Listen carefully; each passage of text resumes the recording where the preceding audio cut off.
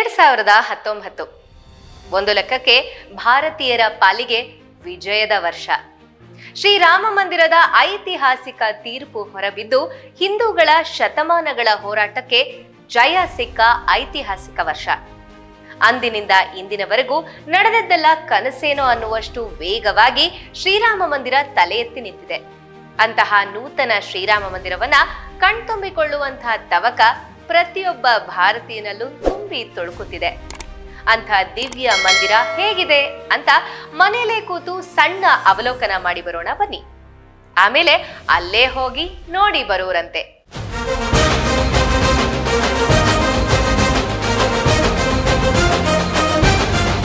ಇಡೀ ಪ್ರಪಂಚದ ಗಮನ ಸೆಳೆದಿರುವ ಶ್ರೀರಾಮ ಮಂದಿರದ ನೀಲಿ ನಕ್ಷೆ ತಯಾರಿಸಿದ್ದು ಅಹಮದಾಬಾದಿನ ಖ್ಯಾತ ಪಾರಂಪರಿಕ ವಾಸ್ತುಶಿಲ್ಪಿಗಳಾದ ಸೋಂಪುರ ಮನೆತನದವರು. ಕನಿಷ್ಠ 15 ತಲೆಮಾರುಗಳಿಂದ ಇದೇ ವೃತ್ತಿಯಲ್ಲಿರುವ ಸೋಂಪುರ ವಂಶಸ್ಥರು ಪ್ರಸಿದ್ಧ ಸೋಮನಾಥ ಮಂದಿರ ಸೇರಿದಂತೆ ಪ್ರಪಂಚದಾದ್ಯಂತ 100ಕ್ಕೂ ಹೆಚ್ಚು ದೇವಾಲಯಗಳ ವಾಸ್ತುಶಿಲ್ಪ ತಯಾರಿಸಿಕೊಟ್ಟಿದ್ದಾರೆ.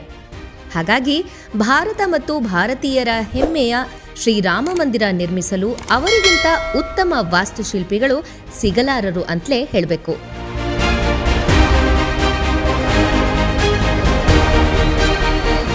ಸಾವಿರದ 1988ರಲ್ಲೇ ಮೊದಲ ಬಾರಿಗೆ ರಾಮ ಮಂದಿರದ ನೀಲಿ ನಕ್ಷೆ ತಯಾರಿಸಿಕೊಟ್ಟಿತ್ತು ಸೋಂಪುರ ಮನೆತನ. ನಂತರ 2020ರಲ್ಲಿ ಭಾರತೀಯ ವಾಸ್ತುಶಾಸ್ತ್ರ ಮತ್ತು ಶಿಲ್ಪಶಾಸ್ತ್ರದ ಆಧಾರದ ಮೇಲೆ ಹಳೆಯ ವಿನ್ಯಾಸಕ್ಕೆ ಕೆಲವೊಂದು ಬದಲಾವಣೆಗಳನ್ನು ಮಾಡಿ ನೀಲಿ ನಕ್ಷೆ ತಯಾರಿಸಿಕೊಡಲಾಯಿತು. ಅದರ ಪ್ರಕಾರವೇ ನಾಗರ ಶೈಲಿಯ ಗುರ್ಜರ ಚಾಲುಕ್ಯ ವಿನ್ಯಾಸದಲ್ಲಿ ಮತ್ತೆ ಶತಮಾನಗಳ ನಂತರ ತಲೆ ಎತ್ತಿ ನಿಂತಿದೆ ಭವ್ಯ ಶ್ರೀರಾಮ ಮಂದಿರ.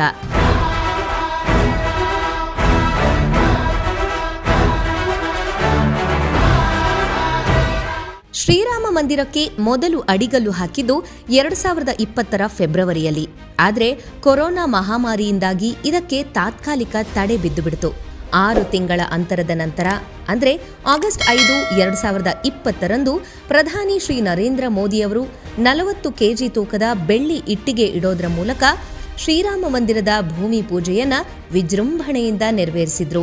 ಸರ್ಕಾರದ ದುಡ್ಡೆಲ್ಲ ಈ ದೇವಸ್ಥಾನ ಕಟ್ಟಕ್ಕೆ ಸುರಿದುಬಿಟ್ಟಿದ್ದಾರೆ ಅಂತ ಬೊಬ್ಬೆ ಹೊಡೆಯೋ ಮಂದಿ ತಿಳ್ಕೋಬೇಕಾಗಿರೋ ಮುಖ್ಯ ವಿಷಯ ಏನಂದ್ರೆ ಬಿಜೆಪಿ ಸರ್ಕಾರ ಇದಕ್ಕೆ ಬಿಡಿಗಾಸು ಕೊಟ್ಟಿಲ್ಲ ಅನ್ನೋದು.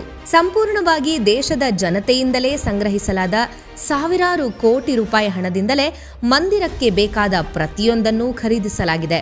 ಇನ್ನು ನಮ್ಮ ತಂತ್ರಜ್ಞರು ಇನ್ನಿತರ ಕೆಲಸಗಾರರನ್ನ ಉಚಿತವಾಗಿ ನಿರ್ಮಾಣ ಕಾರ್ಯಕ್ಕೆ ನೀಡಿ ಸೇವೆಯಲ್ಲಿ ತಮ್ಮದೂ ಒಂದು ಭಾಗವಿರಲಿ ಅಂತ ಔದಾರ್ಯ ಮೆರೆದದ್ದು ಲಾರ್ಸನ್ ಅಂಡ್ ಟೂಬ್ರೋ ಕಂಪನಿ.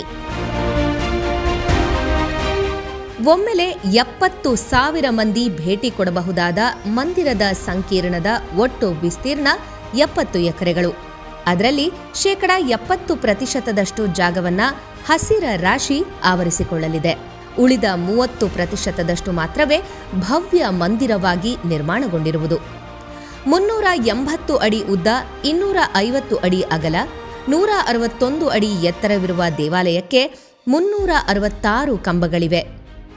ಅವುಗಳ ತುಂಬ ಶಿವ, ದಶಾವತಾರ, 64 ಯೋಗಿನಿಯರು ಮತ್ತು ಸರಸ್ವತಿಯ 12 ಅವತಾರಗಳ ಮೂರ್ತಿಗಳು ರಾರಾಜಿಸಲಿವೆ. ಇವೆಲ್ಲದರ ಮಧ್ಯೆ ಕನ್ನಡಿಗರಿಗೆ ಹೆಮ್ಮೆ ತರುವ ಅತಿ ಮುಖ್ಯ ವಿಷಯ ಅಂದ್ರೆ ರಾಮಲಲ್ಲಾನ ಸುಂದರ ಮೂರ್ತಿ. ಅದನ್ನ ಅಂದವಾಗಿ ರೂಪಿಸಿಕೊಟ್ಟವರು ಮೈಸೂರು ಮೂಲದ ವಾಸ್ತುಶಿಲ್ಪಿ ಅರುಣ್ ಯೋಗಿರಾಜ್. ಬಾಲರಾಮನಾಗಿ ಮುದ್ದು ಮುಖದೊಂದಿಗೆ ಎಲ್ಲರಿಗೂ ದರ್ಶನ ಕೊಡಲಿರುವ ರಾಮಲಲ್ಲಾ ಹೇಗಿದ್ದಾನೆ ಅಂತ ನೀವೇ ನೋಡಿ. ಸುಂದರ ಕಮಲದ ಮೇಲೆ ನಿಂತಿರುವ ಬಾಲರಾಮನ ಮೂರ್ತಿ 200 ಕೆಜಿ ತೂಕವಿದ್ದು 4.24 ಅಡಿ ಉದ್ದ, 3 ಅಡಿ ಅಗಲವಿದೆ. ಮೂರ್ತಿಯ ಮೇಲ್ಭಾಗದಲ್ಲಿ ಸೂರ್ಯ, ಶಂಖ, ಚಕ್ರ, ಗದೆ, ಶೇಷನಾಗ, ಸ್ವಸ್ತಿಕ್, ಓಂ ಕೆತ್ತನಗಳಿವೆ. ಮಧ್ಯದಲ್ಲಿ ದಶಾವತಾರಗಳಾದ ವಾಮನ, ಪರಶುರಾಮ, ನರಸಿಂಹ, ರಾಮ, ವರಾಹ, ಕೃಷ್ಣ, ಕೂರ್ಮ, ಬುದ್ಧ, ಮತ್ಸ್ಯ, ಕಲ್ಕಿಗಳಿದ್ದು ಕೆಳಭಾಗದಲ್ಲಿ ಹನುಮಂತ, ಗರುಡರಿದ್ದಾರೆ. ಅಡಿಯಲ್ಲಿ ನವಗ್ರಹಗಳ ಕೆತ್ತನೆ ಇದೆ. ಇವರೆಲ್ಲರಿಂದ ಆವೃತನಾಗಿರುವ ಶ್ರೀರಾಮನಿಗೆ ವಿಧ ವಿಧ ಆಭರಣಗಳಿಂದ ಅಲಂಕರಿಸಲಾಗಿದೆ. ಶ್ರೀರಾಮ ಮಂದಿರದ ನಿರ್ಮಾಣ ಕಾರ್ಯ ಇನ್ನೂ ನಡೆಯುತ್ತಲೇ ಇದ್ದು ಸದ್ಯಕ್ಕೆ 3 ಮಹಡಿಗಳಷ್ಟೇ ನಿರ್ಮಾಣವಾಗುತ್ತಿದೆ. ಪ್ರತಿಯೊಂದು ಮಹಡಿಯೂ 20 ಅಡಿಗಳಷ್ಟು ಎತ್ತರವಿರಲಿದೆ. ದೇವಾಲಯಕ್ಕೆ 44 ದ್ವಾರಗಳಿವೆ. ಮುಖ್ಯ ದ್ವಾರದಲ್ಲಿ ಸಿಂಹ, ಆನೆ ಮತ್ತು ಹನುಮಂತನ ವಿಗ್ರಹಗಳನ್ನು ಸ್ಥಾಪಿಸಲಾಗಿದೆ.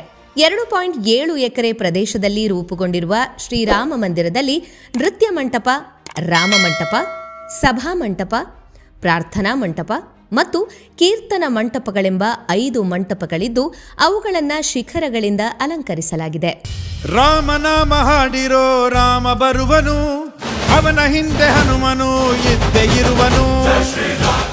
ಭವ್ಯವಾದ ಶ್ರೀರಾಮ ಮಂದಿರ ಕಟ್ಟೋದಕ್ಕೆ ಇದುವರೆಗೂ ಖರ್ಚಾಗಿರುವಂತಹ ಹಣ 900 ಕೋಟಿ ರೂಪಾಯಿಗಳು. ಅಷ್ಟೊಂದು ಖರ್ಚು ಮಾಡಿ ರಾಮ ಮಂದಿರ ಕಟ್ಟೋ ಬದಲು ಒಂದು ಶಿಕ್ಷಣ ಸಂಸ್ಥೆ ಕಟ್ಟಬಹುದಿತ್ತು ಅನ್ನೋದು ಹಲವರ ಅಭಿಪ್ರಾಯ. ಇಂಥ ಹೇಳಿಕೆ ಕೊಟ್ಟಿರೋರಲ್ಲಿ 100 ಕೋಟಿ ನುಂಗಿ ನೀರು ಕುಡಿದವರೇ ಮೊದಲಿಗರು.